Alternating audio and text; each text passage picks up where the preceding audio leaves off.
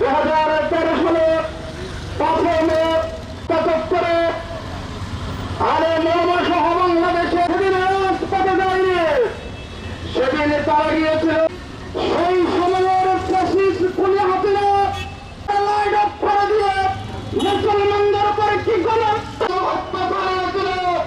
সেই গণহত্যা শহীদ হয়েছিল।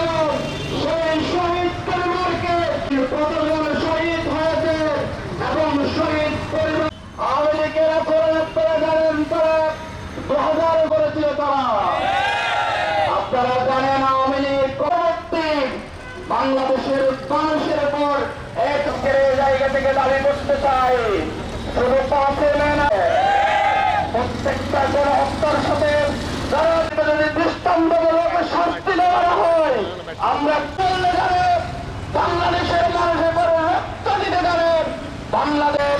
আমরা বলতে চাই যত সময়ের ভিতরে কঠিনতর কর্মসূচিতে বাধ্য হব।